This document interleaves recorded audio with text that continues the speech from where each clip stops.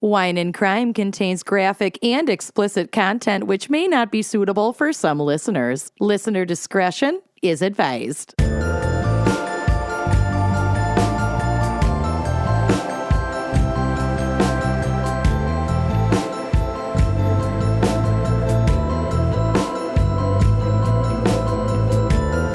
Hello and welcome to Gossip About the Corpse Guy.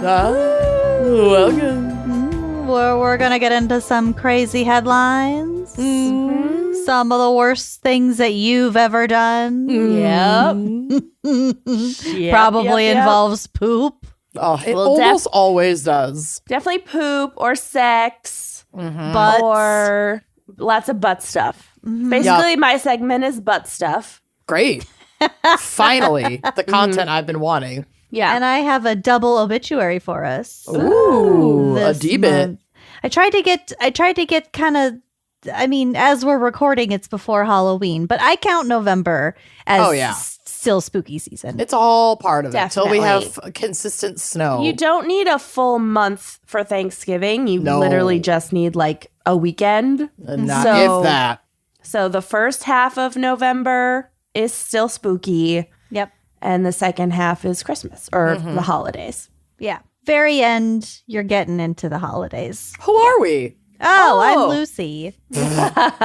I'm Kenyon, and I will give you my not at all hot, my very lukewarm takes about the calendar. Great. And I'm Amanda. Great. Well, Hey! shall we get started, Amanda, do with it. some headlines? I have a very disconnected smattering today. We've got animals. We've got vaginas. We've got Florida. Florida, kinda, probably. We've got the UK. We have douche. We have so much. So let's just dive in. Okay. Again, as we're recording this, not as you're listening to it, but as we're recording it is Feral Hog Month. Hell yeah. And we had October hog news. Oh, God. We sure did. So this headline reads, large pig named Fred captured after days of low-level crimes.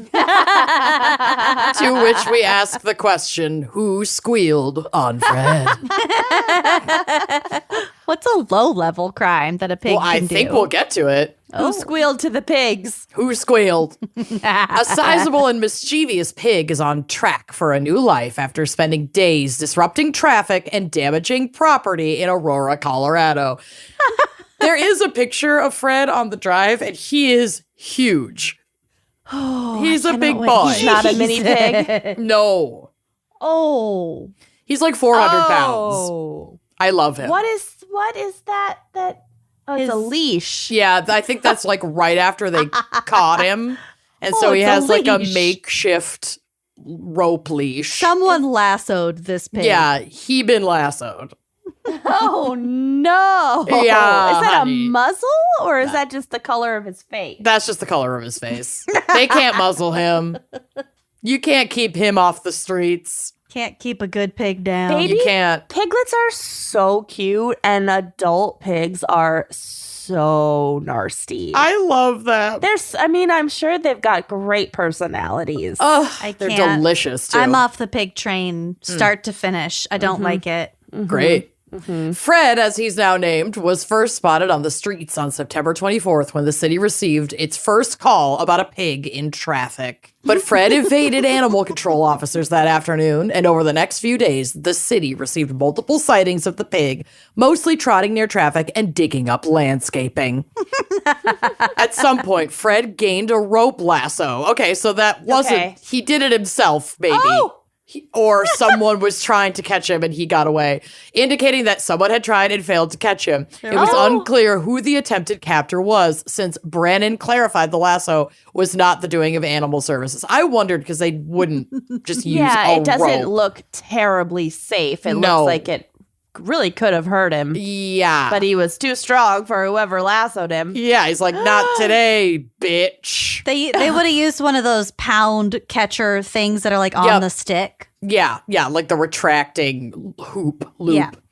But on September 27th, Fred's troublemaking, dubbed a multi-day crime spree by local news, came to a close. Oh my God. But the pig did not give himself up easily. No way. He was being loud and a little dramatic, Animal Field Supervisor Augusta Allen told Sentinel, Colorado. I know, Same. right? Always. Tag yourself. Tag yourself. Loud and a little dramatic. It ultimately took 5 animal services employees, 3 parks employees, and at least 2 other employees to successfully capture him, which involved creating a makeshift alley out of wooden panels and corralling Fred into a trailer. Oh my He God. had to build infrastructure to get this guy. Yep. This guy. He's too smart. This guy. This fucking guy. Way too smart. Since his capture, Fred has been living the comfortable life in the Aurora Animal Shelter. His shelter digs include a trough, which the shelter had to buy since they aren't used to housing pigs. Full ass pigs. Yep. And a children's swimming pool where he can wallow. No. I mean, same. Need it. Again, tag yourself. Kenyon, I'm really... You had a wallowing pool in your backyard this summer. Yeah. Sure did. Duh. You gotta do what you gotta do. Absolutely should have used it more. We just turned the heat off on our hot tub and used it as a wallowing pool. Though he's been described in the media as weighing 400 to 600 pounds, nobody knows his exact weight since the shelter does not have a scale big enough to weigh him. He'd have to be taken to like an actual farm, like a hog and Yeah, cattle weigh farm. like a station. livestock. Right. Yeah, like Yeah, a truck stop weigh station. oh my. What they do know is that he has a delightful personality. I called it. He's been very friendly, Alan told CBS News Colorado. He's such a sweet guy. If he were a dog, I'd take him home. But he's like a 600-pound pig. Guy. Everyone's calling him a guy with a good Sweet personality. little guy. He's such a nice guy. He's got guy vibes. Like he he's definitely got- reads as like, look at this guy. Yeah, he This does. fucking guy. Since no one has come forward to claim the delinquent pig and he had no microchip or other ID, the shelter is working to find a safe, permanent home for Fred so he can live a happy life. And while Fred is not available for public adoption, the animal shelter still has numerous dogs, cats, and other small animals looking for homes. So if you're in Aurora, Colorado, and you're ready to adopt your next best friend, it won't be Fred, but it might be someone else that Fred hung out with for a little while in pig prison. Had a beer with. Yeah. We'll get to the beer. Not with Fred that the story, pig, but Joe the plumber. oh my god. Don't even worry about it because there's I'd have definitely a beer. beer. With that pig. Hold on and see who you'll have a beer with in a couple of articles here because the pig might be out. Uh-oh. Next up, I know I said that this section had vaginas. You did. And We glossed right over that. I didn't lie. No Okay. lie detected. No. One of my favorite things that happens, and I love it, is when trucks carrying miscellaneous cargo get into little fendy bendies How that does don't this- hurt anyone, and then weird shit pours all over the highway. Oh my God. How What? could vagina? Oh, how could a truck be carrying vaginas? Just hundreds of severed vaginas, Yeah. just loose vaginas. Like that should have made some more headlines. We should Well- not be hearing about this for the first time on GACC. I will be talking about organ donation in my segment. Great. Oh my god! Fortunately, these loose vaginas are not, they're art, I want to say. Oh god, are they fleshlights? They're not. This says hundreds of vagina plaster casts spill onto road after crash. The fuck? They came a long way. And there's a picture of the hundreds of vaginas on the drive, which will be on the blog. They just look like Oh. little lips. They do. They look like little mouths. puckering mouths. What? Are they all unique? They're all I think so. They do look, they look do different. All look different. I mean, aren't we all? We're like a snowflake. Yeah. They came a Was this long way, art? but probably didn't make the opening. It's someone's backsplash. Oh my God, that'd be amazing. They look like kind of like roof tiles. They kind of do. They do. They're like rippled. Hundreds of white plaster casts of vaginas believed to have been en route to an art gallery tumbled onto a road in Irkutsk, Russia. Oh. Of course, this is out of Russia. Last month, after a traffic crash, bizarre footage shot by a passerby shows a trail of broken vaginas leading up to the back of a truck. Oh my God. And then, like, on the video, there's like a guy who was clearly the truck driver just like scooping up loose vaginas and like trying to put them on the truck. It's such a caper.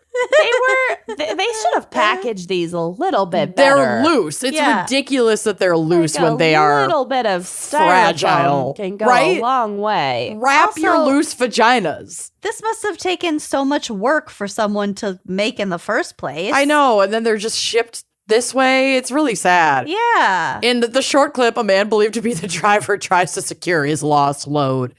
There was apparently no significant material damage as no one called the traffic police at the time. So, like, it might have been a fender bender, but not enough for police to come and have to, like, do anything about it. Okay. So, like, no one got hurt. Oh, my God. I've got another good picture of the vaginas out on the street. These are great. It's just absurd. Just these little pussies just smiling up at you from the street. They're life-sized. They're molds. Yeah. They're casts. The folks involved in the accident exchanged details and went on their way. So left the one truck driver to scoop vaginas off the road, and then the other guy just left. The vaginal art was pioneered by British sculptor Jamie McCartney, who shot to fame for his 26-foot wall installation, The Great Wall of Vagina. Of course, It exists. And yes, I'll click the link. Thank you for offering, New York Post. Comprised of plaster casts taken from over 400 vagina genitals. This sounds like the work of a pervy man. It's a man. It's art. Okay. Well, Jamie McCartney, I don't know. It says his. To see. His Great 26-foot wall of vagina. We've got it. Huffington Post. It is gorgeous. Oh, the Great Wall of Vulva. Are these competing? One's Vagina more monologue accurate. Sculpture. These are. It's now on show shocking. in Miami. Well, Runs until December 2025, so you got time. Do you think we could sneak in a Miami show so we could go here as a write-off? Absolutely. I want to see the man, Great Wall of 5 Vaginas. years, 10 panels, Oh. 400 women. There's obviously our production manager, Andrea, can use her discretion on what's going to go on the blog, but I just dropped a photo of the casting process. Oh, I can see. You can take part. Yeah. You Part. could really You could really check it out, and then here's a painting, the painting of the lips. I mean, it's informative. Andrea's gonna be like, "Why the fuck are all of your photos for this episode just plaster vaginas? Do you have What to is get a happening?" wax before this? You don't have to. You can do it at home. You can buy a casting kit. Oh yeah. Oh. They've had those forever. A lot of sex Oh. shops sell all the genital casting kits, so you can Oh. take your lover with you on the road. Your participation is completely anonymous, so nobody will know it's you unless you tell them. I'm telling everyone. Yeah. I'm taking telling credit everyone. for these. 1,000%. These are all mine and different phases of my life. There's no way. This is like amazing. It's impossible to cast hair well, and tattoos and skin color don't translate in the cast. So they probably want clean puss just for the casting process. I would imagine that it could get a little challenging. It would also stick. I mean, you'd end up getting a horrible wax when you pulling pull off it that off. silicone to make the mold would not be fun How at far all. up into the... You can Yeah, pretty upload far a up photo there. of your vulva. Oh, and they'll recreate it? That'd be fun. 3D print it? That one has a piercing. Cool. Cue it. Anyway, They kind of get into the butthole. bunch of vaginas, bunch of loose vaginas just hanging out on the street. Is even happening. Okay. I'm obsessed. All right, next. Wow. Some of these Yeah. kind of look like ball sacks. I feel if I'm that. being honest. I It's probably the same kind of skin.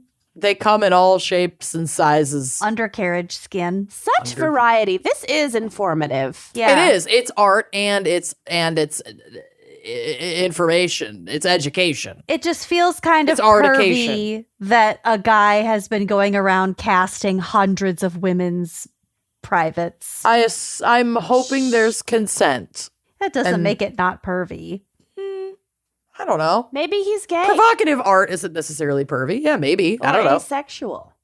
Yeah, he may not be interested in anything but their exquisite beauty. I'm here for it. I find it profoundly feminist. The end result, sure. Who are we to tell this man not to pursue his dreams of casting hundreds of vulvas? I will be Googling the artist. Continue. Live how you want to live. Okay, this next article is really just a tragic commentary. And on the heels of our old folks home crimes episode. Nursing home. Yeah, how expensive it is to be cared for in your elder years. So this is an article that's been going around a bunch over the last few weeks, and this was highly sent to me. I think Fred the Pig was the most sent in article, other than As he should have been. obviously the giraffe poop being intercepted at the MSP airport was also sent to me a lot, but I found that article a little boring. So My dad sent that to me. Well, and yeah, 'cause asked she's if it from was- Iowa. Asked if it was a friend of mine. It would be more likely to be a friend of his because she was like famously making moose poop jewelry and art in Iowa. And then she went to Oh, Africa I and do brought know that person. Yeah, of course you fucking do. And she brought back giraffe poop, but she did declare it, but then they took it because they're like, this is not safe. And like there could be, critters and bacteria and diseases Right. that are not, that we're not used to in the US. So like we have to incinerate this. Just but don't declare it. They're never going to find it Jesus if you don't Christ. declare Oh it. my God. Okay. Oh, they found my biltong. And your Parmesan. There's no hiding it. So anyway, I didn't include that, but I did include this. Retired couple booked 51 back-to-back cruises because it was cheaper than a retirement home. I saw Yes. that too. It's so sick. It's so sick and also kind of here for it. I would never, but They have a morgue. They're prepared for old they definitely people. are. My friend's grandma went on an end-of-life cruise with her family, and she died on that cruise. Luck? It Sorry. for sure happened. Cool. A retired couple has decided to spend their golden years enjoying 51 back-to-back cruises as it costs less than a retirement home. Marty and Jess Anson embarked on their relaxing journey last June when they boarded the Coral Princess 2 years after the strict pandemic lockdowns in Australia. In the subsequent year and a half, the great-grandparents have spent their days seeing the magical world, dancing, enjoying indulgent buffets, and making new friends along the way. Good for them. The Ansons have stayed on board the 2,000-passenger cruiser for more than 450 days. Yeah. And They are didn't get off expected- in ports. No, I mean, maybe they're getting off and on in ports, but they're not. They're getting off. They're definitely getting off. But they're not like taking any breaks between cruises. They just buy these back-to-back tickets and they just stay on the ship even while staff and captains change hands. Wow. They've stayed on board for more than 450 days and are expected to stay on board the ship for another 2 years. Oh my God. In an interview, Marty explained that he tells his travel agent, to book whatever comes, and that's how they ended up on 51 back-to-back cruises. On the same boat. Yep. The pair have outlasted many people on the ship. So, they might have to change rooms. Their travel agent is just, making sure they have a room every time the cruise is going. They've outlasted many people on the ship, including the captain. Quote, the wheels change over, but we stay on board, Marty remarked, while Jess added, we welcome the different captains on board. I bet they have to pack up all their shit and leave because they clean the whole ship.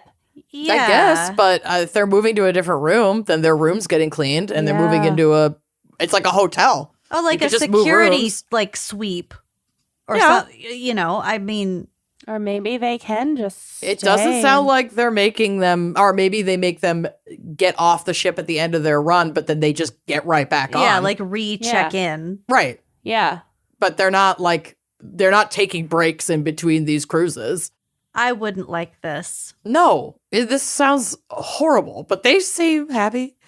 Ren Van Rooyen, the hotel manager on board the Coral Princess, confirmed that the loving couple is the most dedicated passengers they have. Yeah, no shit. Yeah. Quote, we always make a joke that I go away and I come back and it's like coming to see my family, my mom and dad again. They're like my second mom and dad on board, said Van Rooyen. What if they were terrible tippers? I'm sure they are. Yeah. They've gotta be. I think a lot of folks on cruises are probably not super great tippers because it's like being at an all-inclusive. Like you just kind of don't think about it. The hotel manager shared that the duo has become like celebrities on board, as others joining the ship for shorter cruises request to meet them, as their story has been inspiring many people in their home country. Ugh. The couple enjoyed cruises for decades before starting their 450-day plus journey. It wasn't until they realized it was cheaper than paying for a retirement home. Oh, I guess they are from Australia, not from the U.S., but good to know we're not the only ones with this problem, right? A broken economy? No, Exactly. Capitalist hellscape. For a retirement home that they decided to make it their full-time living situation. In addition to this, they also felt like they missed out on several years of fun amid the tough Australian lockdown. See, like, because these two folks are presumably like relatively healthy and, you know, able to fend for themselves for the most part, like they can do this. Yeah. But a lot of people Cannot. or like eventually these two people, like hopefully they live long enough to the point where like Cruise ship services will not they need be more adequate. assistance. Yeah. And then they're still going to have to live somewhere with like nursing facilities, although maybe the future of cruises is just floating retirement homes. Or nursing homes. Yeah. Floating That's what I mean. hospices. That would be actually, wait a gosh darn minute. And then when they die, they can Are give we them an about to at-sea be- burial. Fucking billionaires, Wasn't dude. this like the theme of the end of Succession? The Titanic? Kinda. But that was like living forever. I thought Anyway. they were going to get into the nursing home game. I think that was part of it. There are a lot of business ideas. I gotta rewatch that. Start to finish. It is flawless. Yeah. It's so fucking good. Now they enjoy the perks that come with their current lifestyle, such as quality entertainment like dancing and mouth-watering meals included in the ticket price. Speaking about the fun activities available, Jess told the outlet, where else can you go? You go for dinner, you go to a show, you go dancing. Through the day, you have all these activities. Furthermore, the retirees begin each day with an hour of invigorating ping pong and cracking a couple of beers to sit on their balcony and take in the views. I mean, they could just go to a land-based all-inclusive. Yeah, they just move to Florida. Right. That You know. that is that. That's is what Florida is the floating hospice. That's basically what it is. They also managed to skip chores thanks to a team of housekeepers who clean their room daily. Marty joked that they have become so accustomed to life at sea that they don't know how to make a bed because we haven't done it for so long. Okay, fuck you, Marty. This doesn't sound cheaper or much different than just living at home. If they don't need the amenities of a retirement home. I mean, Well, but they're not- on this, they they're don't not have to cooking their own cook. meals. They They're don't not have to providing their own grocery shop. entertainment. Yeah, they're not cleaning their own house, and they get to go to all these amazing places. Yeah. Yes. So now less maintenance. It's not it's not the dumbest idea I've ever heard. It's kind of brilliant. probably way higher emissions than Yeah. just a regular retirement home. It's not eco-friendly. No. And you're dumping all your elder trash into the fucking ocean. Yeah, all your old people Diapers. I'm here for just banishing old people to ships offshore. sea. To the sea. I'm on board with this. In the coming weeks, the Ansons will be sailing around Hawaii. They have a further 8 months aboard the Coral Princess before they disembark for a few months on dry land. They're going to take a break after like 2 fucking years. Wow. The break is a short one, however. Jess and Marty intend to venture on another year-long cruise aboard the Crown Princess. They're going to get right back on. Same boat. Yep. They love it. They're famous. They're Coral Princess celebrities. I will say that the Viking River cruises, I know. We've talked about this. They look dope. they look dope. And they're not on the open ocean. No, they're on a river. You could literally, if shit hit the fan, you could get your ass to shore. Right. And it's not like white water rafting. And then they can actually like mitigate waste in a much more ethical way rather than just they're not dumping the waste it. in the rivers. Yeah. Yeah, if it's in a river, there are laws. Yeah. Right. Fully agree. Fully agree. Right. Riverboat cruise for the win. Absolutely. Still not very good for the environment. None of it's good. Could be steam powered. Yeah. We don't know. It's Whatever. not. None of it's good. Everything is dust. Who fucking cares? I have two more headlines for you. Okay. This is the one that I was alluding to earlier. And oh my God, Big Brother is always watching because I opened this link and now I have a Depends ad pop up What? for adult diapers. Yep. Yes. Retirement community. Okay. Great. That's scary. It's terrifying. I know. I hate it here. This is what I was referring to during Fred the Pig. You know, if you wanted to have a pint with him, That maybe guy. maybe the guy you really need to have a pint with is this fucking guy. No. Duck walks into pub, drinks pint, fights dog, loses, maintains bow tie. There's a picture of him with his beer and a bow tie on the drive. The bird, called Star, is well known for waddling around his favorite inns. Where he is so this? cute? England. It's gotta be. Yes. Britain's booziest duck that became a celebrity for downing pints in his local pub has been seriously injured in a brawl with a dog. Oh, no. I think he's survived, but we'll see. The bird, called Star, is well known for waddling around his favorite inns, wearing a bow tie, and swigging ale from a glass. Star. I love Star. Look at this. He's perfect. He's literally perfect. He's exquisite. I'm speechless. The curvature of his neck. He is. He's like a painting. Yeah. He's like, He's I know. Ferdinand from Babe. totally. He's if you drew a duck. He's like he's like fairy tale duck. His tiny little black eyes. Oh, his little fucking marble eye. I can't with him. I love him so fucking much. He drinks the beer? Oh yeah. How? Oh yeah. The booze-loving duck and his handler, Barry Heyman, are a regular sight in their local taverns, some of which even give Star his own stool. Kenyon's disappointed he doesn't like live on his own. On his own, yeah. Oh. It didn't occur to me, and he's wearing a bow tie. It didn't in this occur to me photo, either, I know. And it didn't even occur to me that he had a handler. He walked into a store and someone was like, here's a bow tie. Assumed that Star was an independent I also man. assumed An this. So adult man. I'm right there with you. He was gainfully employed. He's the adult son of Barry He Heyman. just had to unwind after a long day. Yeah, the he's office. a doctor. He's on his fucking feet all day. He's getting a page. He needs to go in for surgery. Yeah, let him have a beer. But Star's drinking days could be over after an altercation with a dog after returning from his favorite watering hole, the old courthouse inn. Star came to blows and lost out to the pooch Maggie, who Shyamalan twist also belongs to Star's owner Barry. Oh, they were brothers. Fuck off. Well, It was a Maggie, I think, is domestic. his sister, but yeah, it's a domestic. It's a fucking domestic dispute. They had a standoff and stared each other down before the hound pounced, leaving the duck with his bottom beak split down the middle. He had a split lip, split beak. Oh, Does no. that grow back? I no. don't know, but there's a really cute picture of Barry holding his duck. Holding the beak? No. Oh, the severed Barry's the beak. human. I thought Barry was the dog. No, Star is the duck. Beaks. Heel. Or are they like fingernails? No. I don't think. It's like cartilage, I think. If it's scratched, it's fine. It'll look like new again in no time, but a broken bill will always remain broken. Oh no. What have I done? They can get prosthetics. Bernie fucking or Barry fucking better do it. Barry says that the dog tired of the Indian runner duck's drunken antics and Star finally pushed his luck too far. Fuck him. Victim blamer. Fucking victim blaming the duck.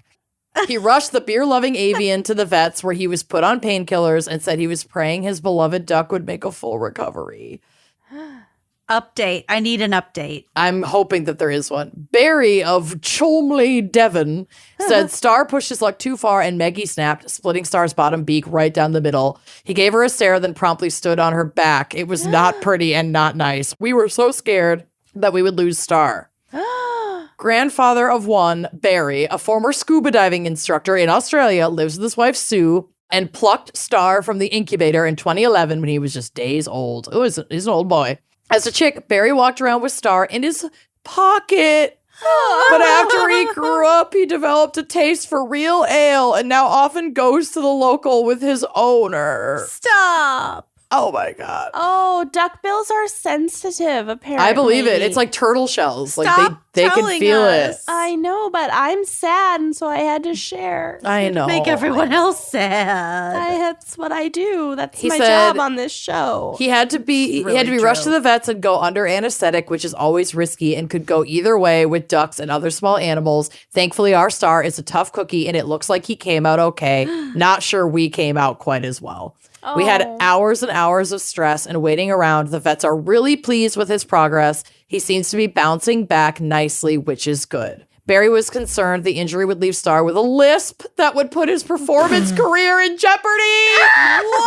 As the duo regularly team up to raise hundreds of pounds for charity with their unique street double act. Oh my God. This is the most epic shit. But the vets have reassured Barry that Star should be able to take the stage again, and the injury will not affect the duck's dulcet tones. Oh. He said he just won't leave me, and so we go everywhere together. I've not trained him to follow me. He just seems like to like it, and he is one fantastic duck. I mean, you did raise him as a baby and put him in your pockets. Like, what the fuck do you think is going to happen? He loves to come to the pub where everyone loves him. He's such a personality and attracts so much attention. Star even has his own Facebook page under the name Star Heyman, Hayman. Hayman. Lucy's like, fucking follow. On it. Hay. It reads, I am an Indian runner duck. My daddy is my best friend. I love wriggly worms and I follow my dad everywhere. I watch TV with him, especially rugby, and I even share his beer. Oh my God. Is that is a public figure. He has 1.9 thousand followers. That's it? He should have way more. I hope we see an uptick. Yeah, he will. This is going to be like the potato skin reviews. Fucking potato skins. Oh, I really hope so. What? Is he dead? On. Is he How dead? How old is this article? I don't know. Star, I thought it was recent. Amanda, is he dead? The devoted duck returned to Rainbow Bridge on December 23rd, 2022. It's not my fault. You fucking looked him up. We could have just ended it. Sorry that we have not posted before now, but it was a very difficult time. Oh. Well, great. Oh, no. Listen, it's fucking fine. He had a good run. He was born in 2011. Okay. What was he going to be? Fucking 12 years old? Jesus. R.I.P. All right, I've got one more for you.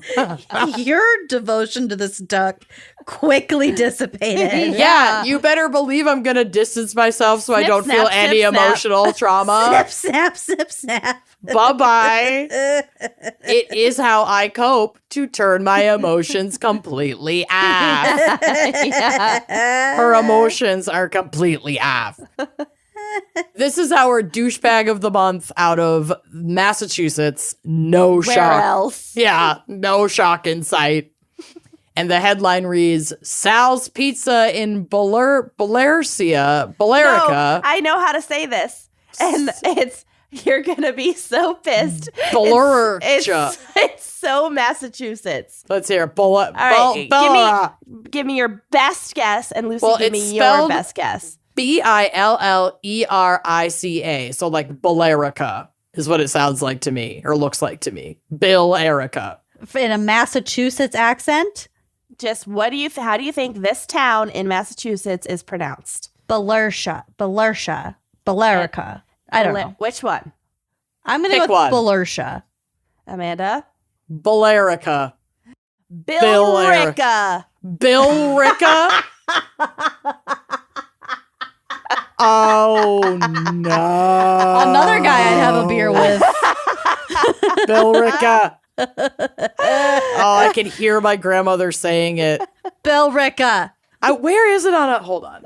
Bill Erica. I think it's close to Salem, but maybe I'm making that up. I'm looking on a map because it's like I've never even fucking heard of this place. Clearly, I've spent a lot of fucking time in Massachusetts. But where, bitch, where are you? It's far from Boston.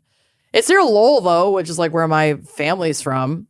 Okay, I guess it's not northwest. that close to Salem. It's, it's northwest of Boston, but not anywhere that I would go. It's very far from Salem. But it's very inland. Bill Ricca. Bill Ricca. Wow, I hate it. Okay, Sal's Pizza and Bill Ricca has a douchebag problem. That's you don't say. That's the headline. And that made the news. Yeah. Let me get my pocketbook. A standoff over a dirty word painted on a barn has no end in sight. Look, What? well, we'll get to it. You have to respect the ingenuity of this disgruntled neighbor in Bill Ricca. Who else but this pioneer of curmudgeonhood could dream up a protest this unique, upsetting, and impactful? Why has no one thought of this before? Why can't we all be this willing to annoy our neighbors and everyone we've ever known and test the limits of our nation's laws protecting free speech all at the same time? I'm referring, of course, to Arthur Lynch, the man responsible for a legendary stunt that has rocked the town over his display of the word douchebag, which he has painted in huge letters on the side of his own barn. Oh. There's a picture. The call was coming from inside the barn. Inside the barn. Inside Bill Ricca. Bill Ricca. Bill Ricca. Oh, I'm so happy. I love that you knew this. That thrills me to no end. How did you I know think this? I have ancestors that were from there. And so that's sucks. why in my brain it's related to Salem. Bill Ricca. But how did you know how to pronounce it? I'm sure From hearing it Googled before? it. Bill Ricca. What is Who Bill knows? Ricca famous for? Douchebags. He got a douchebag problem. So he's done this because he is protesting the encroachment of the pizza shop that is his next door neighbor. According to the Lowell Sun, which has chronicled this whole amazing ordeal, and I did try to go to the Lowell Sun article, but I'm not a Lowell Sun subscriber, so I couldn't read it. But I probably could have found it on newspapers.com, but I didn't give myself that much time and didn't think about it until right now. Arthur Lynch did not appreciate the renovation of the shop for some reason. Like, he didn't really explain why. He just doesn't like that he has a business that close to his house. Mm-hmm. And he said he wanted the fence raised, but then apparently when they were constructing the fence, he stopped construction workers from building it taller. Okay. So this guy is just a fucking curmudgeonly little shit. Yeah. He's not going to be happy with any business there, period. Mm-hmm. He wants to be mad. Right. And the way he's expressed those feelings is to make everyone look at the word douchebag all the time. It's apparently upsetting customers, and some parents have reported having to explain to their children what the word means. How will I ever tell my son?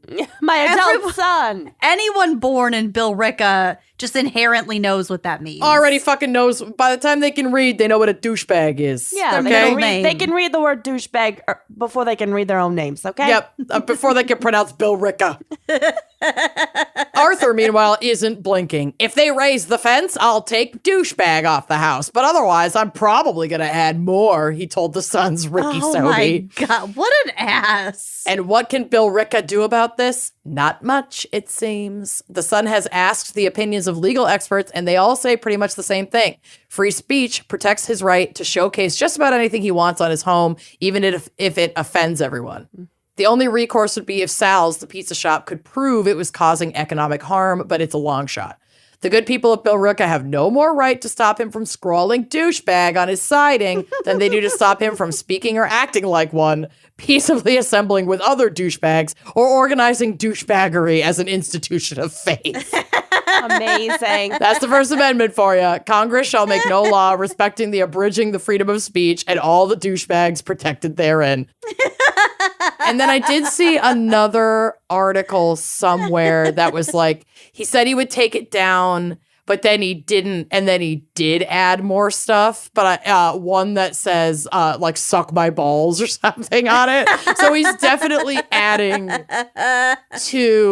the art on his barn. It almost seems like free advertising. Right? I'd go to this pizza place. Yeah. Absolutely. Just to sit in my car and eat pizza and stare at this old crotchety man's barn. It's like we should go Let's do it. because I Googled it and I was right. My ancestor who was hanged at Salem, before she lived in Salem, she lived in Billerica. Cool. Wow. Kenyon that's why is it's the in my daughters brain. of the Billrickens you couldn't burn. /totally hanged. I'm the granddaughter of the Billricken Wiccan you couldn't burn. the Billricken Wiccan. You're welcome. Connect with your heritage. The Billricken Wiccan.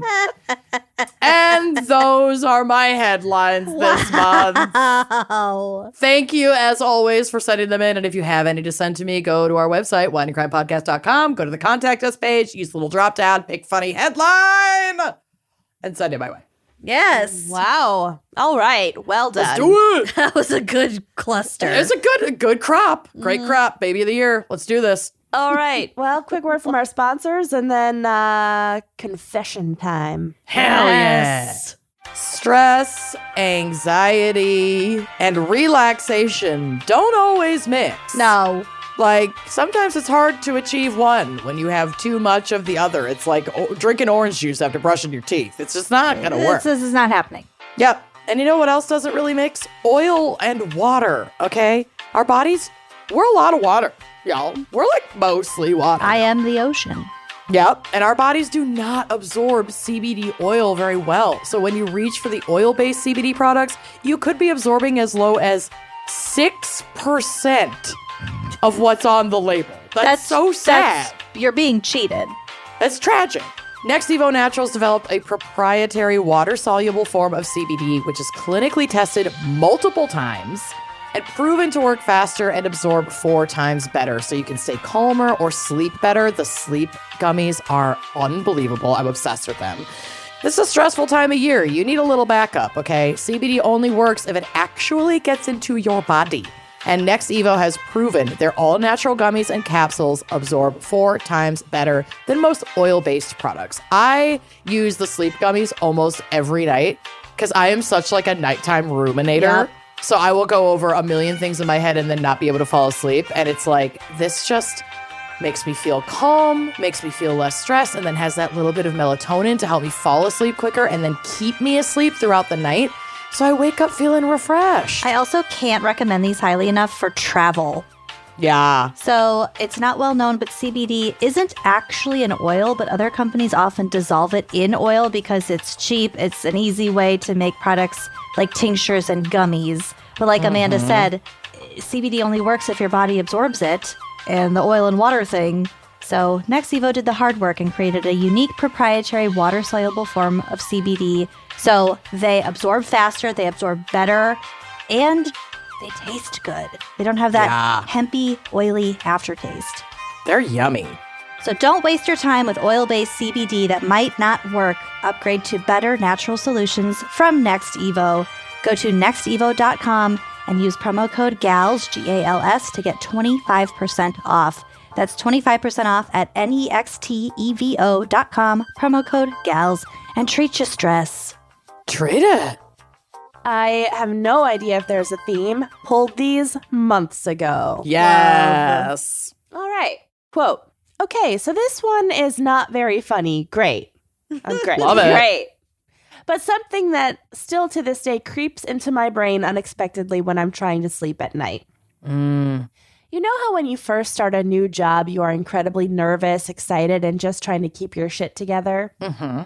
Well, gals, do I have a horrifying, cringe-inducing story for you. Fabulous. I've told this story to a select few people, and I know some of them listen to you all. And if you hear this and know who I am, you better keep your pretty mouth hush. Zip your lip. I love a threat through a third party. That's Or fucking you'll funny. get as your shit. beak split. Oh, shit. Too soon. Way too soon. Even though Star died a Years year ago. It's fucking fine. Like 10 months ago. yeah, we're fine. Okay. They say, so I was fresh out of aesthetics school and working at a local salon and day spa. Okay, you're an esthetician. Yeah.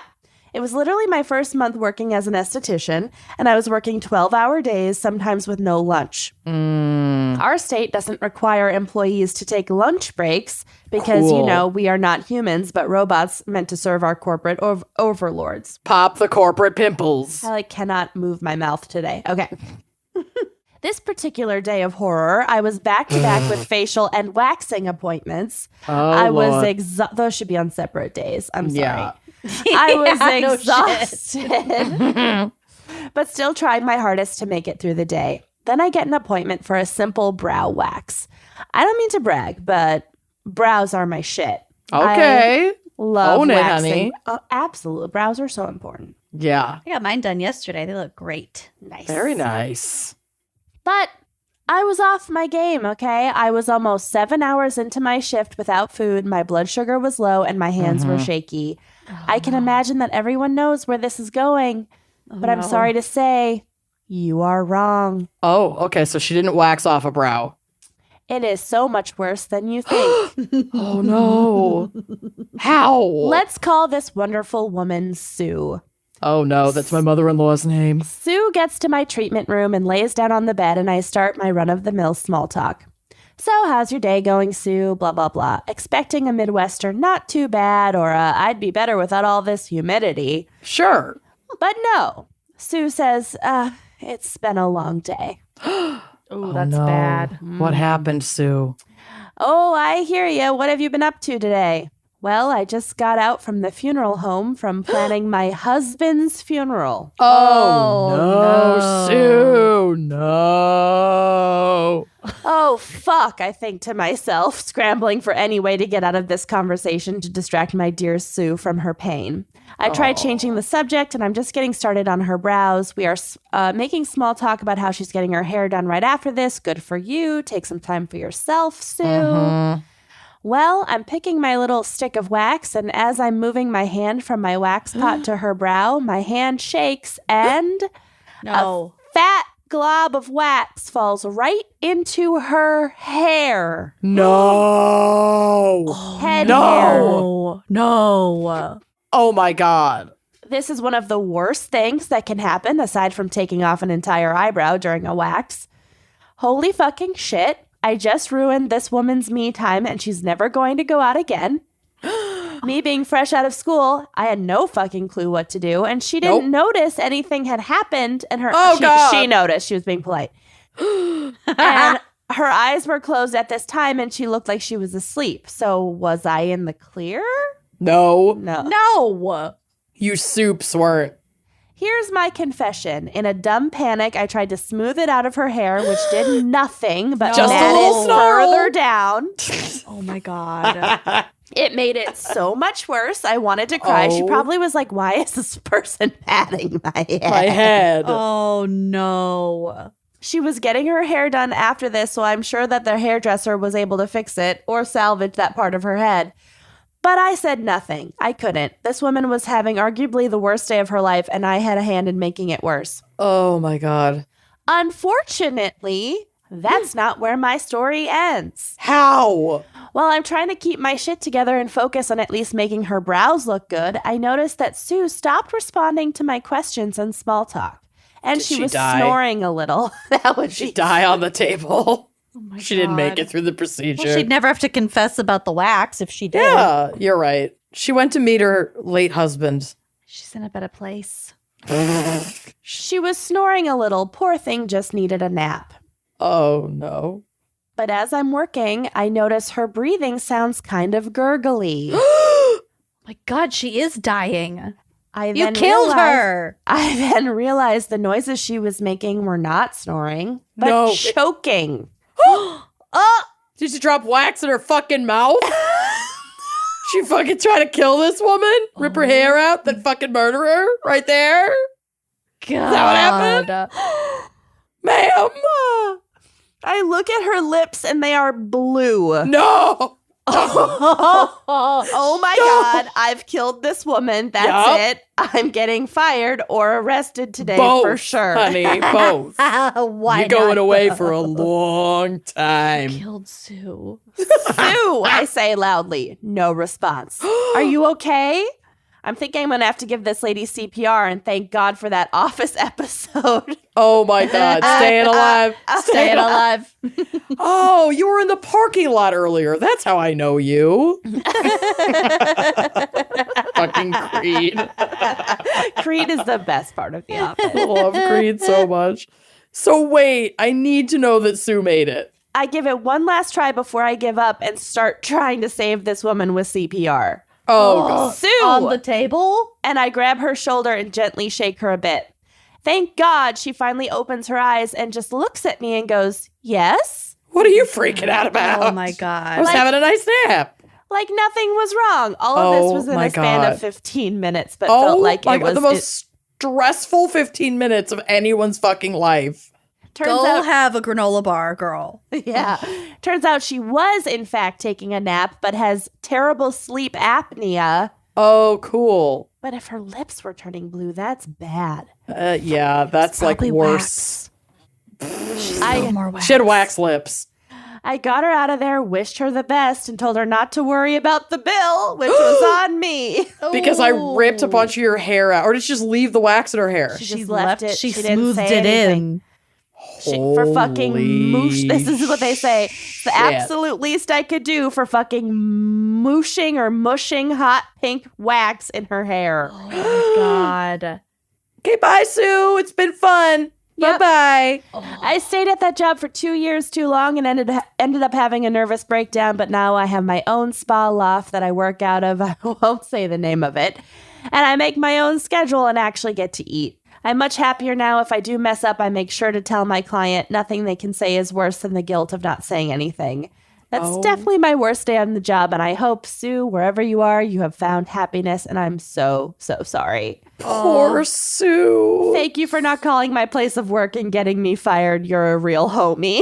I can't Oh my God. believe Sue nearly died with the Oh my wax in her God. hair. Coming from the funeral home for her husband. I can't. No. What What a a day. No, it's too much. It's too fucking much. There is absolutely a way to get the wax out of hair. There has to. There has to be, but it's got- probably gotta not be, easy. Like vinegar or something, or Yeah. like baking, like one of those like pantry chemicals. Some kind of oil.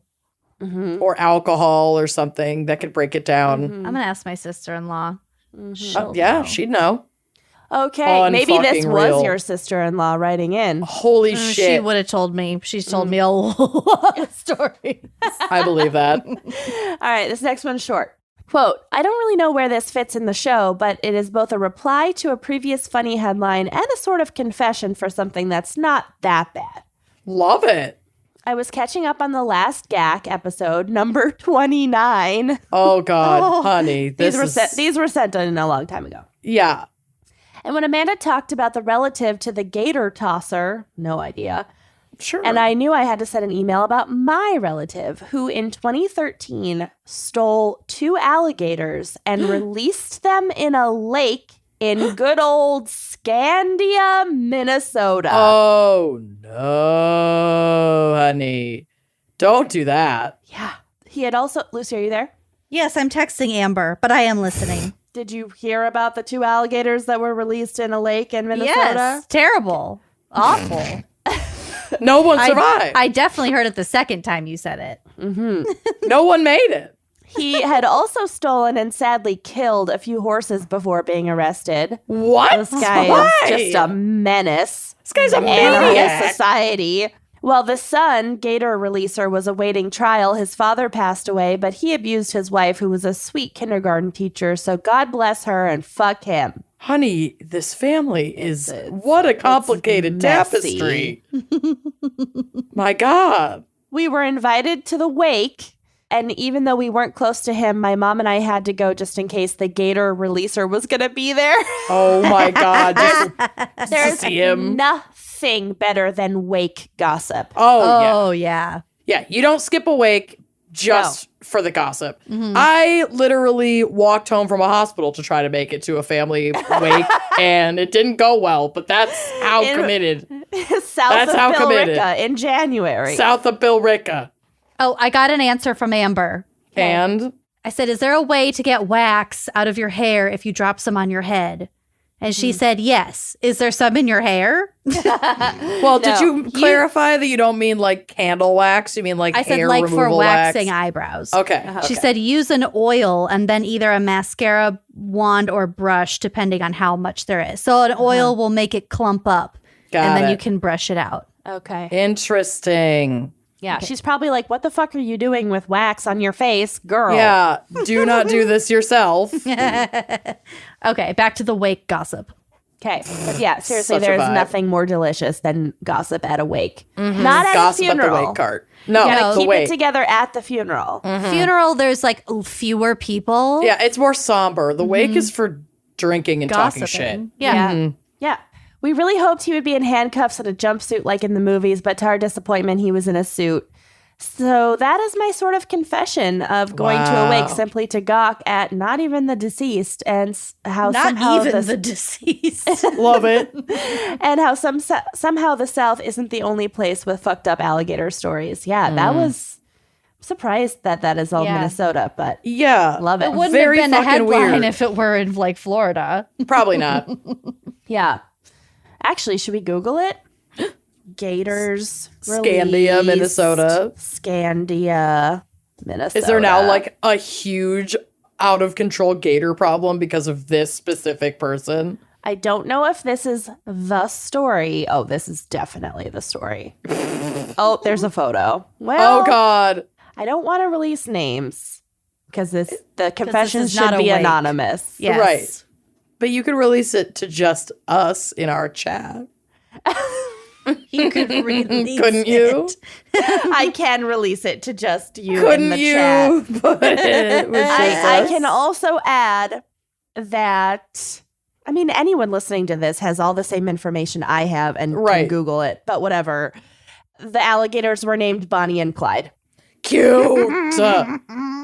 Oh my God. I love it. Oh no. Oh, the overalls with no shirt. I'm currently wearing overalls, so this is really upsetting. With no shirt. I have a sweater on. It's cold here. Do you have the same side boob that this man has? Yes. Always. Oh no. Sorry. It was We on found ya. Goose Lake. Of course it was. Oh God, they actually had 3 and now 1 alligator is missing. Oh, great. Christ. Fucking great. Okay, well, It's in at the least sewer we know the system. confessions are true. Yeah. My God. That was tested. You passed. Okay, next one. Quote, I had dated a pre-med student through most of college. When we graduated, he'd gotten into a great med school in our city. We moved in together for a time and we were very much in young love. Oh. Ah. He Hate was a it. respectful, genuinely kind, and rule-abiding human being. Aw. Ah. Boring. I was a wild, pretentious art student and Yes, girl. not as good a person. Good. I destroyed his religious faith within 2 months of us dating. Well, And we'd experienced a lot of firsts together over the last 4 years. Alcohol, weed, parties, petty theft, sneaking into places we shouldn't. You are an art student. It was all relatively innocent stuff, but it was a lot of growing up for the two of us. Low-level crimes. Yeah. Sex, too, seemed to be more fun when it occurred in unconventional locations. oh, Kenyon agrees. Like the chapel. Yeah. Like the campus, campus chapel. chapel. Young Kenyon agrees. Now, Current okay. Kenyon requires Tempur-Pedic. Yep. Support. Wedge pillows. Yeah. Oh my there God. are accoutrements that aren't even fun required. Bill bought us each new upgraded body pillows, and they're like the huge pregnancy ones. Oh, the awareness pillows. Yes. Do you have a king So size excited. bed? No. How do you have We room? just- Yeah, how do you We have just room? well, I don't move when I sleep at all. I sleep on like Bizarre. one strip of bed. Does Bill? Not really. But even that, with those huge pillows. Yeah. Well, whatever. God bless you. Yeah. We make it work. Oh, I want a king size bed so bad. I do too. I definitely want one. I'm just not ready to let go of my fancy bed yet. Yeah. 'Cause Okay. I love my bed. So sex in unconventional locations, like outside of the bed, gasp. It started in the music building, and let me tell you, it takes a lot of delicate repositioning to fuck on a baby grand piano without making any Stop. noise. Don't fuck on a baby. They're so expensive. Honey, don't. It escalated to sex in a tree. Do not recommend. Hate Bark. that. Oh, how? Doesn't say, Ouch. but ouch. And then on a children's playground slide at 2 Oh, a.m. No kids no. around. I can see My that. God. Yeah. In Okay. the tube. Yeah, I'm sure. Oh, It's a tube. It's ick. a twisty tube Oh my slide. God, the static. No. Get stuck in there. Yeah. My God. really hot with Whole all new your level of sex hair. standing on No. end. You got electrocuted. You look like a koosh ball. 1000%. Throwback. Okay. Somehow I could convince him to do this stupid shit with me because sex, I was going to say, penis. Somehow. yeah, it's a mystery. I'd always tell him it was important for my growth as an artist. Stop. That is coercive. This is unreal. No, we need to do this. It's for my art. It's finals week. I need to do this. Oh my God. I've always been fascinated by the macabre and was thrilled when my boyfriend told me that as a med student, he now had access to cadavers. Yes. Okay, Oh, I don't like this at all. Oh, I realized. Lucy, the whiplash that you just gave me. Oh, God. Yes. Oh no. So bad. So bad. That was totally genuine too. I know. Oh. This sweet, loving person had been talking to me about how emotionally difficult it was for him to cut into someone and how much he was learning about the body and how much he was learning about himself. But all I could hear was, cool, dead people. Oh, yep. Right? Yep. Day after day, I begged him to take me to the building and show me the cadavers, which is definitely not allowed. Yeah. I Right. finally wore him down and we snuck in. Oh, okay. He peeled the sheet back from his cadaver and I saw her No. because you have one. I learned this from medical student friends. You have your cadaver that you It's and your little assigned to you. group Yep. work on through the whole semester or whatever, through the whole course. Oh. It's Wow. like the frogs we had in science class. You had Yeah. you had yours. Yeah, but Yeah, over but we time- didn't keep coming back for Right. months. Yeah. Well, they had like coolers and shit. Yeah, I don't love it. yeah, or they're embalmed or whatever. I'm not really sure. Right. Probably both. Yeah. They got to be drained. Yeah. Okay. So they snuck in. He peeled the sheet back from his cadaver, and I saw her neck and shoulders. I touched her waxy skin. Leave her the fuck alone. You're desecrating a body. You're on the chart. Yeah. Ma'am. This is like tier 2 at This is least. at least a 2 or 3. Well, Yeah. is there sex involved in that? No, but remember, it doesn't need to be sexual. It could just be fascination, touching. Touching. Well, I would touch it. I would touch it. Yeah, and you're definitely on the fucking spectrum. Exactly. You're a fellow 3. Yeah. This is don't prop yourself up as an example of not a necrophile.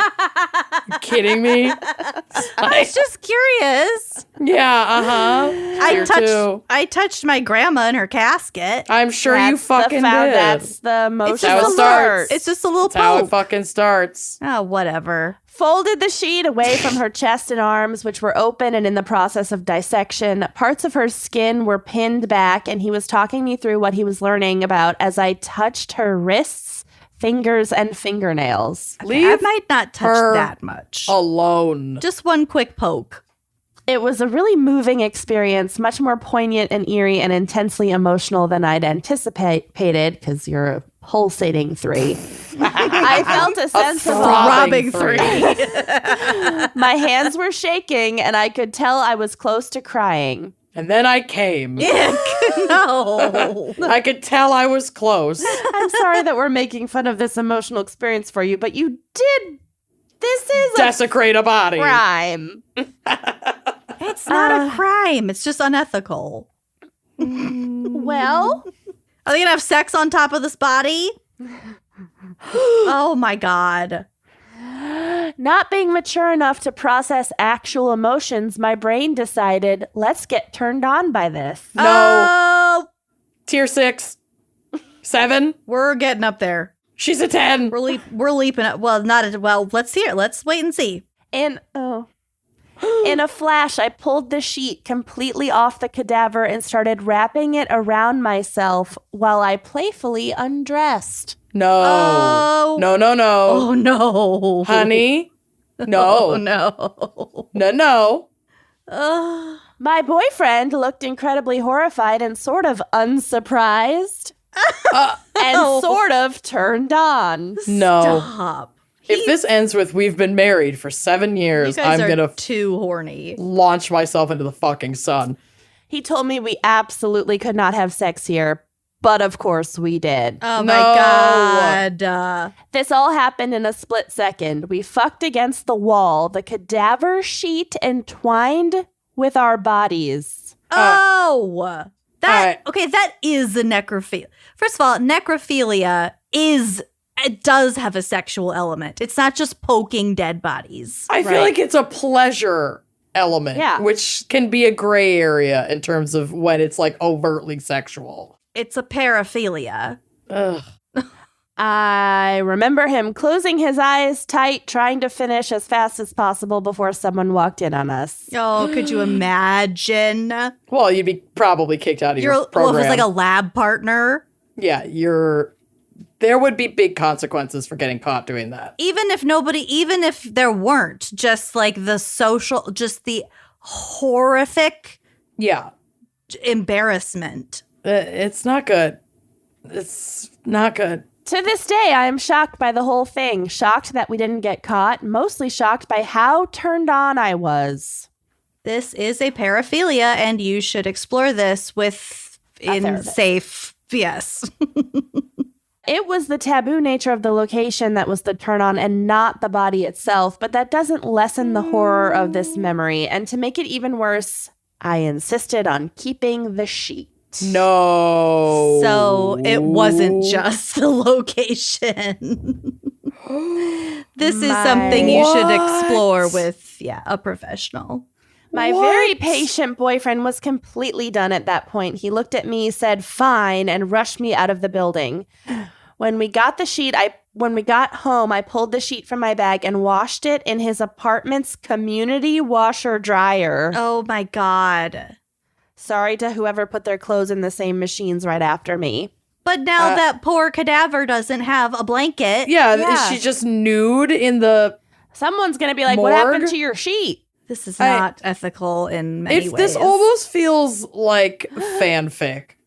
This does sound like fanfic. It's reading as not fucking real. Yeah, maybe. There's one more paragraph.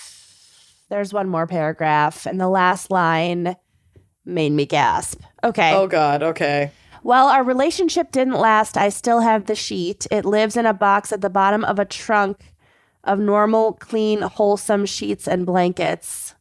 Somehow I can't toss it out. My current partner doesn't know about it. While he does lots of the day-to-day housework, I always insist on being the one to make the bed. Ugh. Well, probably so he doesn't use the sheet. Oh, okay. Oh my God. For a second I read it so that it was like they were using the sheet. No, but you're right. It's so that if he it's doesn't. at the bottom, yeah.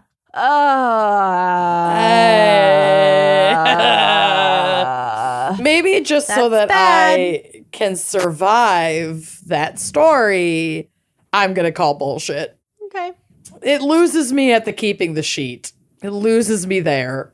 I mean, I don't believe that this person wasn't turned on by the whole experience because No, Amanda's saying she kept thinks the it's sheet. creepy pasta. She doesn't think yeah. any No, of I it is get real. what you're saying, but I'm saying my line is, I don't believe you weren't turned on by this. Sure. I think it's a fantasy. I think it's possible that it's a fantasy, and maybe someone is a necrophile but not acting on it, and so their safe way to explore their fantasy is to write these stories. Mm-hmm. I also think it's entirely plausible that it's real. Sure. Yeah. Because, I mean, med students do have their own bodies, and I guess you can sneak in and... Yeah. It's totally plausible. Yeah. Okay. One more. One more. And this is really gonna make it just, maybe the theme is laundry. Oh God. Jesus. So this confession is tied into a crime. I work at a laundromat. I literally do other people's dirty ass laundry, and we had a regular customer who I would pick up from their house. They lived in a huge home with at least 3 fancy cars outside at all times. They would leave their laundry in 6 to 8 black garbage bags just laid across the lawn. I would bring it to work and get started on sorting it. People do send out their laundry sometimes. And it all comes back like folded and... Yeah, I've done that before. Yeah. It's very luxurious. It's beautiful. We did it in Jersey City because it was so cheap. It was like, honestly, not even like a luxury. It was just so few people have laundry machines, and you could go to the laundromat, and obviously that's cheaper, but it really was pretty affordable. Is Anyway, there insurance? Like that you make sure you get your clothes It is- back? girl, no. No. It is all cash. Very fly by night. Yeah, but it's very fucking under awesome. the table. Yeah. Okay. Every city, I mean, they have it in Des Moines. Every city has some kind of laundry service like that. Yeah, I've never used it, so I don't know if there's insurance Everything came involved. back pristine. Great. Yeah.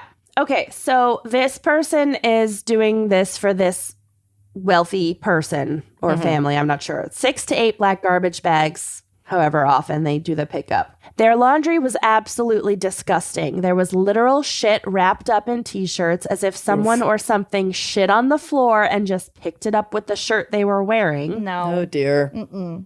They had 6 dogs, 5 cats, a shit ton of hamsters, and so everything was covered in urine as well. Oh, man. What? No, that's fucking gross. Owl. I can smell it. Why is this reading like the Osbournes? Kinda. Oh, yeah, they did have a bunch of animals. Oh, their house just... Ugh. Well, the oldest daughter had some really high-end brand clothes and accessories, and I would sometimes steal the non-soiled ones. Oh my God. No insurance. They were spending up to $1,000 a month just on laundry, so I figured they wouldn't notice a few things missing here and there. Oh my God, buy a washer and a dryer with that kind of money. Yeah, but if you have the kind of money where you don't need one because you can just plop your laundry in the yard and pay someone to do it. Yeah, if you're just like picking up chunks of poop, you don't want to be doing your own laundry. It's gross. Very gross. We also wondered where she was getting all this money from, and we started to ask around.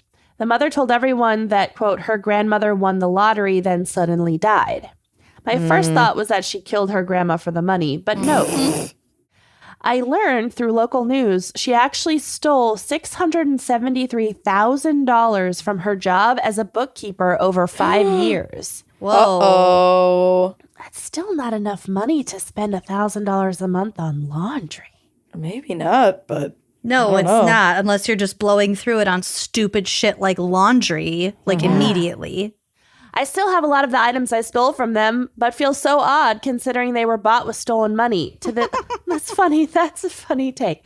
To this day, I keep tabs on the family just to see how they will deal with this. The mother still hasn't gone to trial, and everyone in the family had their cars repossessed. They owe about $800 to the laundromat. Wow. They're never going to pay it. No.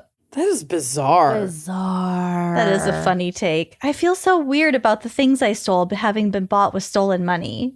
I found out several years after already moving away from the neighborhood, but that some kids I babysat for in one of my neighborhoods in Minnetonka, like the dad was definitely like a corporate embezzler who ended up going to jail. So it's like, I definitely got paid with You got some stolen embezzle money. money. Yeah. Good for I didn't you. lose- I didn't Some lose a embezzle wink of sleep. pennies. I love it. Wow. All right. Yeah. Well, those are the confessions this month. Fucking Wild. wow.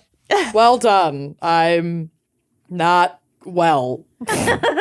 You're very welcome. I read emails. Yep. God bless.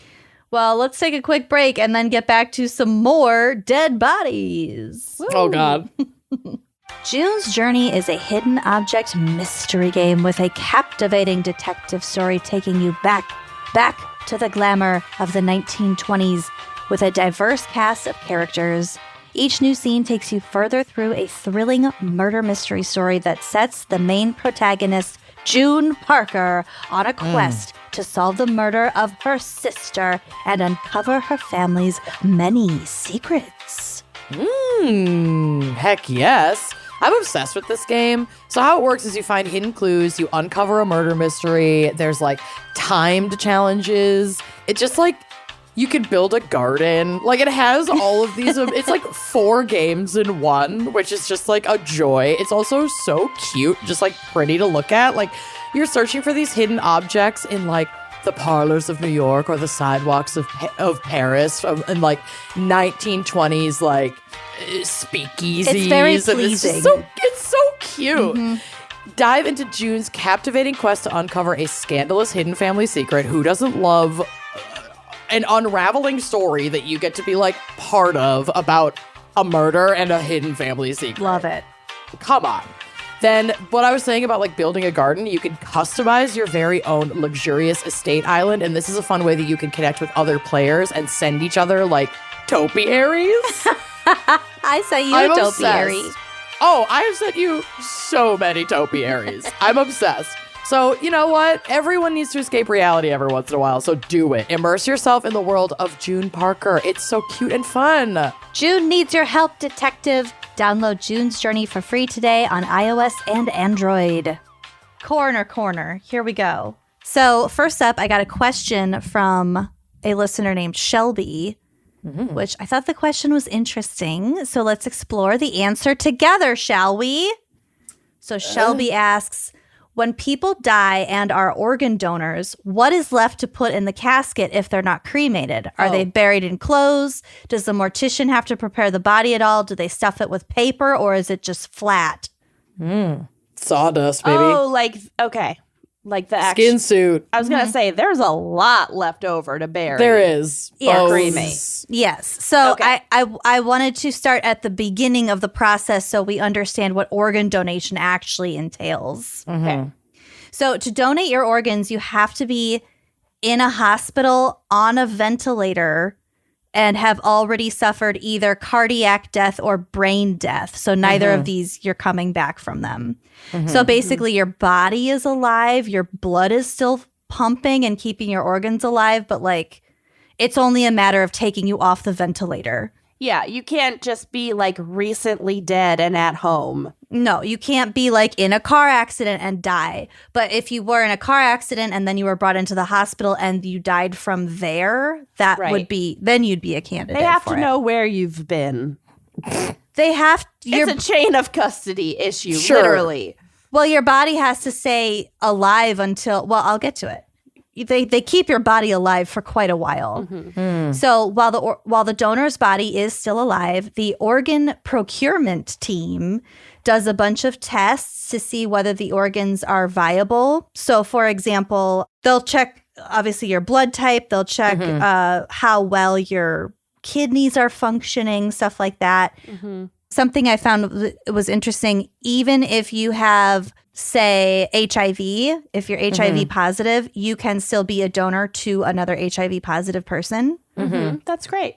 They also have to find a match before they take you off the ventilator. So I think something that a lot of people think of with organ donation, they're like, oh, you die, and then they take out all your organs, and then they match them up. That's not the case. No, and it's also, if you're going to donate an organ, it's probably the only one. I mean, maybe they can take several things if all the conditions are right, but I feel like it's usually like it's probably one thing or right. So this is from Live Science. In the case of brain death, the doctors start to recover organs by first clamping the circulatory system to stop the ventilator from pumping blood around the body. In the case of cardiac death, they remove the ventilator and just wait until the heart stops beating, which I was surprised to learn can take anywhere from about a half hour to 2 hours. Wow. And then an additional 5 minutes to ensure that the heart doesn't spontaneously restart, because they want, I mean, it would technically be kind of murder if they stopped your heart. They just have to let it stop. Yeah. Okay. As naturally as possible. Yep. Got it. So the surgeons may decide not to recover the organs if it takes too long for the heart to stop, and the other organs begin to die before the heart stops. Oh, well, that would be sad. Okay. So for both types of organ donors, meaning cardiac death and brain death, the surgeons then drain the donor's organs of blood, and then they refill them with a cold preservation solution, and then they take them out, or whichever ones they are going to take out. And they're also super careful with the incisions. So they're not going to do like a huge Y incision just to take your kidney. Right. So that makes sense. I mean, they're doctors and not morticians. You know what I mean? Like, yep, they're just going to take what they need. And they're very... And not desecrate this body for visitation if they end up having an open casket or something. Yep. And not have sex on the sheet. Yeah, and then keep the fucking sheet. I don't know that for sure. It's part of the Turtley process. for sharks, but... Turtley for sharks. So then they fly the organs to the recipient and stick them in the recipient, and that's its own thing. I have a friend who is now a doctor, and his job before, he might have done like, you know how there are like a million different steps. At some point before like official medical school, he worked in the organ donation transportation sector. And so he was like carrying coolers around and going on helicopters and shit. I love that. What a cool job. Right? So very fucking cool. From what I read, it's often the surgeons themselves doing it because they're probably really specialized in the taking out and putting back in. Yeah, so that it's in the best possible condition. You put the left kidney in, you take the left The other kidney one out. It's also like usually within like Don't a shake it all about. within like a 3 or 4 state area. So it's quite possible that it would have been the same surgeon to do the same surgery anyway. So then that surgeon just takes the organ, and then they're already at the new hospital. I believe you, but I didn't know about that. That's the impression that I got from this article. Okay. And so then to answer Shelby's question, you can have an open casket funeral after donation. And this is information from Upstate Medical University. Every donor is treated with great care and dignity during the donation process, including careful reconstruction of one's body. Surgery lines. So after they take the organ out, they zip them back up. They stitch them back up. Surgery lines will be fully covered by most clothing chosen for the viewing. For skin donation, skin is taken from the back and the legs, which is not visible with clothing. For bone donation, a stand-in plastic bone is used to allow the shape of the arms and legs to remain the same. For eye donations, plastic caps are placed over the eye, so like under the eyelid, to maintain the shape of the closed eyelid. Right. So you don't just have sunken eyelid divots. And like we said, they're probably, if they take an organ out of your abdominal cavity, first of all, any given organ isn't that big. Right. You would not really notice. Yeah, like you don't have to be stuffed with tissue Couldn't paper. eyeball it. Nice. Organ donation, as a rule, does not delay funeral plans because it usually takes about a week to get embalmed and ready for a funeral anyway. Right. Sure. So really, there are no downsides. Everybody should be an organ donor. Yeah. Yeah. And fun fact that I found out while I was researching this, if you donate your entire body, like to science, they usually only keep them. And of course, this isn't for like everything, because we heard about like that one lady whose grandma was like used for like military bomb testing and stuff. Yeah. Aside from that, and usually they only keep the body for like between 18 months and 10 years, depending on what they're using it for. So you can still eventually be buried. Yeah. So any unused tissue and remains, they will cremate them for free, and then they return the cremains to the family. I'm down. So if you're on a budget, just donate your whole body To science. and then you'll get Love a it. free cremation. That's actually genius. Yeah. Because Yeah. cremation is fucking expensive. It is. It's going to be like several grand. To donate one's body to science, like what is it like declaring Yeah, what bankruptcy? Do you just I declare. I donate my body to science? No. There are forms you have to fill out while you're still alive. Yeah, So, something you like- put into your directive or whatever. Yeah. Like if you go to any big university like the U of M, I'm sure you could find some forms. Okay, so to fill out. you can't just say it in your will, but then not have signed anything while you're alive. Like you have to like do some footwork. I think so, yeah. Okay, Got it. That makes sense. That makes sense. It's got to be a Your record. own body. Yeah, I gotta get on that. Okay. So next up, a bunch of people sent in this article. This is from ABC News, and the headline is 115 bodies found improperly stored at Colorado funeral home offering environmentally friendly burials. Yep, some folks sent this to me as well, and not funny. I knew that you would be covering it Yeah. without even looking. Yeah. So, okay, a funeral home offering environmentally friendly burials is under investigation after more than 115 human remains were found being improperly stored on the property, according to authorities. Deputies from the Fremont County Sheriff's Office in Colorado were dispatched to the Return to Nature Funeral Home Oh, how charming. based in Colorado Springs, Colorado on Tuesday in reference to a suspicious incident. Sauce. The sheriff's office found about 115 decomposing bodies stored inside a space of about 2,500 square feet. Ugh, How many bodies? 115. that's a lot. It gets so much worse. Were there guys. bunk beds? I don't know. They weren't giving a lot of details.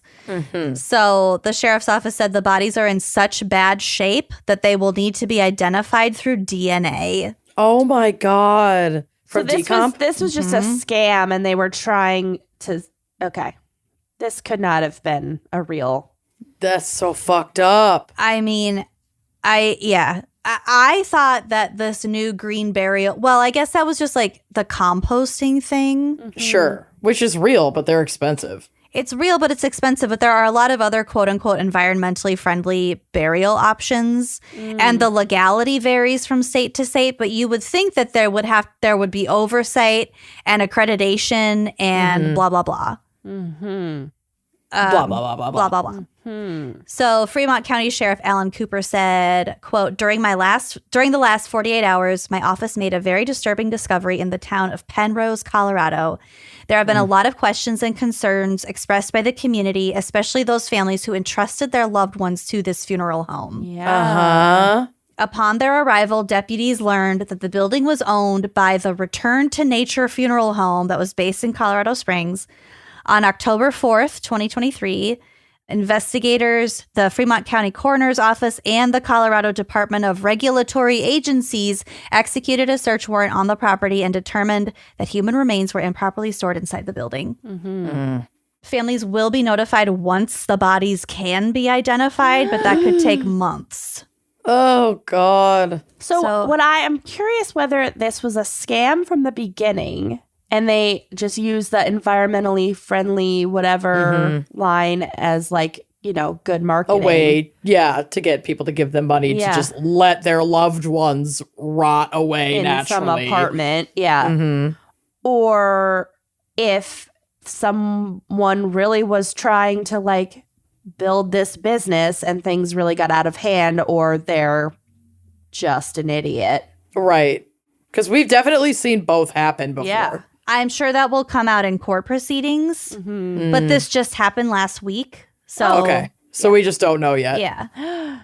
Wow. So he goes on to say, quote, without providing too much detail to avoid further victimizing these families, the area of the funeral home where the bodies were improperly stored was horrific. Oof. The scene was so bad that a paramedic who first responded developed a rash and had to be medically evaluated. No.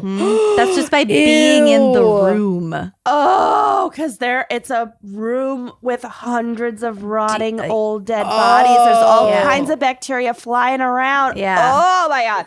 Fucking ish. And probably the room was like enclosed. So as soon as you open the door, it's just, it's all in there festering. Yup. Who knows the liquids and I don't know. Authorities did not disclose what the funeral home was doing with the human remains, but did confirm that they're working with the coroner's office, the CBI, the regulatory agencies, and the FBI, and the Department of Public Health.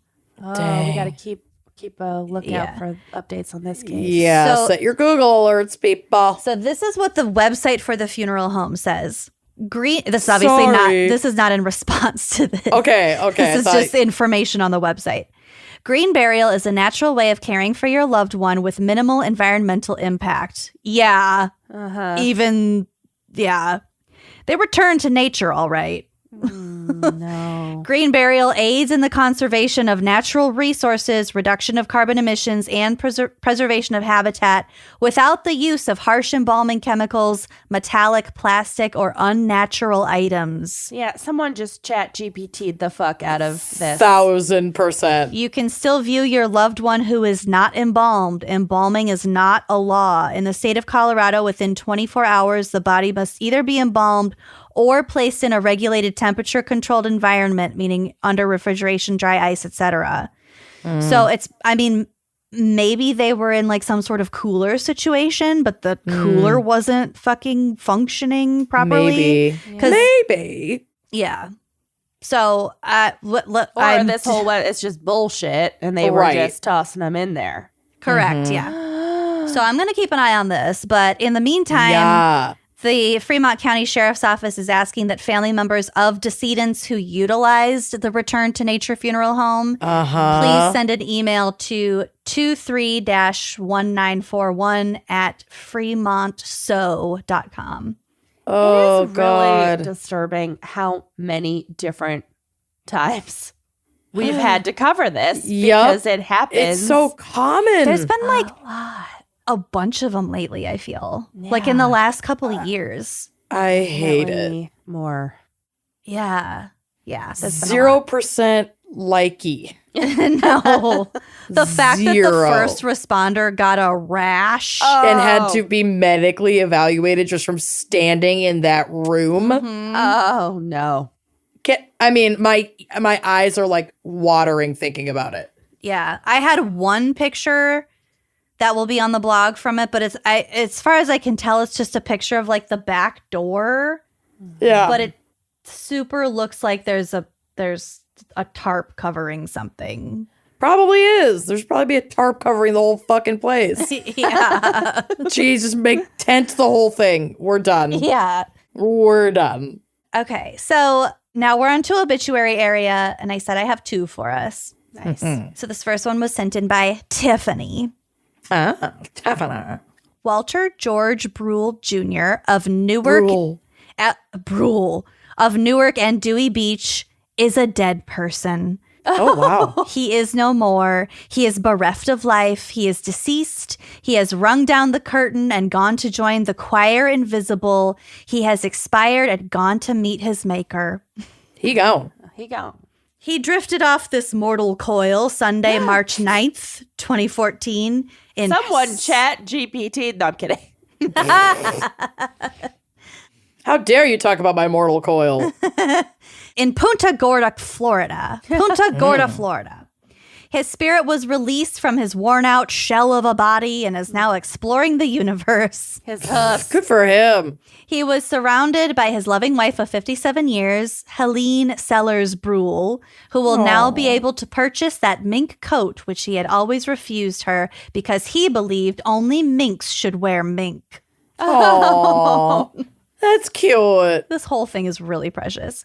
He is also survived by his son Walter III and wife Melissa, daughters Carly and Paige, and son Martin and wife Deborah, son Sam and daughter Kayla. Walt loved and enjoyed his grandkids. Cute. Walt was preceded in death by his tonsils and adenoids in 1935, Oh, my God. a spinal disc in 1974, a large piece of his thyroid gland in 1988, and his prostate on March 27th, 2000. Oh, He's got a lot of shit cut out. R.I.P. I know. Yeah. Poor bastard. Went to market. He was born. Oh my God. He was Listen. born in Philadelphia, Pennsylvania on April 20th, 420, nice, 1933 at 10:38 p.m. and weighed in at a healthy 7 pounds, 4 ounces and was 22 inches long. Sonia Wow. was 7 pounds, 4 ounces. Oh. It's a good number. Good bitch. To Blanche Buckman Brule and Walter George Brule. Incredible. He drifted through the Philadelphia public school system from 1937 through 1951, graduating to his mother's great relief from John Bartram High School in June of 1951. And if you're counting, we've used the word drifted 3 times. Maybe it was ChatGPT. Maybe. It's great. This is pretty good for ChatGPT, Yeah. though. So Walter was a Marine Corps veteran of the Korean War, having served from October 1951 to September 1954, with overseas duty in Japan from June 53 till August 54. He attained the rank of sergeant. He chose this path because of Hollywood propaganda, to which he succumbed as a child during World War II, and his cousin Ella, who joined the Corps in 1943. oh. He served an electronics apprenticeship at the Philadelphia Naval Yard from 56 to 61, operated Atlantic Automotive service stations in Wilmington from 61 to 62, and was employed by the late great DuPont Company from 62 to 93. Wow. Very hard working. Yeah, very few people who knew him would say he worked for DuPont. Well, And he always hung around. And he always claimed he had only been hired to fill a position. that's amazing.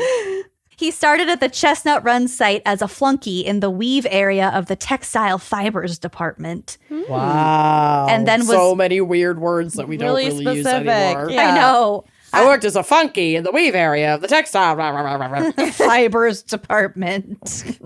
during the war. Then was promoted to research assistant, where he stayed from 63 to 72. In 72, he accepted a position as an equipment service representative with the photo products department at the old DuPont Airport site, which is now Barley Mill Plaza. My What? God. Okay. All right. In 73, he was promoted to manufacturing engineer technologist and was employed in that capacity until, after 31 years with the company, he was given a fine anniversary dinner and a token gift, and then downsized in December of 1993. He was rehired as a contract employee in 94, doing the same job he had been downsized from, and stayed until July of 95. Incredible. Heard that. What an amazing, just incisive take on capitalism. I know. All of this shit about his career and working his way up. And then this is like, turns out that company fucking screwed him over. Fucking bullshit. Yeah. And they were idiots because they still needed me. Yep. Yeah, fuck you. He started his own contract business and worked at Lithotech Limited from 1996 through 99. There will be no viewing since his wife refuses to honor his request to have him standing in the corner of the room with a glass Yes. of Jack Daniels in his hand Yes. so he would appear natural to visitors. Honor his memory. Give him what he wants. Oh, I love him. But Cremation. Daddy, I love him. Cremation will take place at the family's convenience, and his ashes will be kept in an urn until they get tired of having it around. Yeah, you know what? That makes me think. What happens to the urn of ashes if, the you don't next bury them? generation... It goes to Goodwill. They don't know I've what's seen them inside show it. up on TikTok Yeah. in Goodwill bins. I mean, No. they go to landfills. Mm-hmm. Like what happens to all kinds of stuff in people's homes when they're foreclosed on or they just die and there's Yep. no one to clean them out. They get thrifted, they get thrown out. And sometimes urns aren't always immediately identifiable, so they just get donated. Yeah, if it's like locked. Sometimes they can be hard to open. Mm-hmm. I love it. Wow. Yeah, at the Goodwill bins. That's like one of my You favorite both have creators. seen this on TikTok? Oh, Yeah. yeah. Damn. I follow a lot of Goodwill shit on TikTok. Oh, me too. It's so funny. Okay, so mention of an urn, and then the next sentence is, what's a Grecian urn? Oh, about 200 drachmas a week. Yes. One Grecian. Slip in a dad joke in this obituary. Of course. Got to. Everyone who remembers him is asked to celebrate Walt's life in their own way. Raising a glass of their favorite drink in his memory would be quite appropriate. Instead of flowers, Walt would hope that you do an unexpected and unsolicited act of kindness for some poor, unfortunate soul in his name. Yeah. And a memorial luncheon in his honor will be held Saturday, March 15th, which this is old. Anyway, Sure. R.I.P. Walt. Later, Wow. Walt. Like you were a hoot. Yeah, absolutely. Little peanut. Little sweet pea. Little sweet Walt. Speaking of sweet peas, here's my short and sweet little last one. Okay. Sent in by Mallory. This obituary is for Biscuit Bean. Oh. Oh. Oh, God. Loved people, loathed children. Shortly after her 13th birthday, Biscuit Bean died in the arms of her master following a seizure. Oh. Biscuit Bean was a dog. There's a photo. She's really cute. Little chunky little gal. Born on a horse farm in Florida, she arrived as a puppy in Barrington in 2010, where she was trained on Barrington Beach by her former owner. Though she appeared in a play at Nyack School the following year, she developed a strong dislike for young children. Good for her. Sent away to live in Vermont with an old man. She became a heroine after twice saving his life by summoning for help. Oh my God. I like That's how amazing. That's fate. I like how the old man is just unnamed. Well, because he's not the important part of this story. He only exists for Biscuit Bean to have someone to rescue. Yeah, Biscuit Bean didn't know that guy's name. Right. No. Biscuit Bean didn't know shit except for that fucking guy was going to die if it weren't for It was her. probably kids Sue. It probably was fucking Sue. was. Some weirdo with wax all over her goddamn head. Okay, Biscuit Bean moved back to Barrington 4 years ago, where she was named Ace Center Hardware's top dog. What a life. An honor. I am so jealous. An honor she held until an upstart named Amber unseated her. The constant companion for her master, she could often be seen in her chariot behind his bike, running free at the beach, or assisting in real estate dealings. She leaves behind her master, Scott Bean. So her last name was actually Bean. Her legal name is Bean. It was Biscuit Okay, Bean. so her first name is Biscuit. Her last name is Bean. Yes. The family name. Biscuit Bean. That's beautiful. That's fucking adorable. Yep. So she leaves behind her master, Scott Bean, a lasting impression on most people, and perhaps some bite marks on a few. We are truly blessed to have breathed the same earthly oxygen as Biscuit Bean. Seriously. Biscuit Bean. Absolutely. Biscuit Bean is the top Legend. of the pyramid. Fucking legend. Yeah. Yeah, she's definitely top dog at Ace Center Hardware. Holy shit. Fuck that Amber Yeah. bitch. Dumb bitch. You don't hold a my candle God. to Biscuit Bean. Biscuit Bean. I fucking love Biscuit Bean. Well done. So anyway, we got some corpses, we got some obits. So many more corpses really sweet today obits. than A lot. I Corpse heavy day. thought there would be. It was a corpse heavy day. Yeah. Really wasn't anticipating that. Well, now we're done, so you can go wash your hands if you need to. I think I do. Great. Okay, well, thanks for listening, and we'll see you next month. Bye-bye. Thanks for listening to Wine and Crime. Our cover art is by Kala Yip, music by Phil Young and Corey Wendell, editing by Jonathan Camp. Check out our website and blog at wineandcrimepodcast.com. You can also follow us on Facebook, Twitter, and Instagram at Wine and Crime Pod. If you have questions, answers, or recommendations to share, email us at wineandcrimepodcast@gmail.com. Episodes are available on Apple Podcasts, Google Play, basically wherever you get your favorite podcasts. And if you like the show, please rate, review, and subscribe on Apple Podcasts. It is the best way to spread the word. If you'd like to show your support, visit our Patreon page to keep this podcast and the wine flowing. Cheers.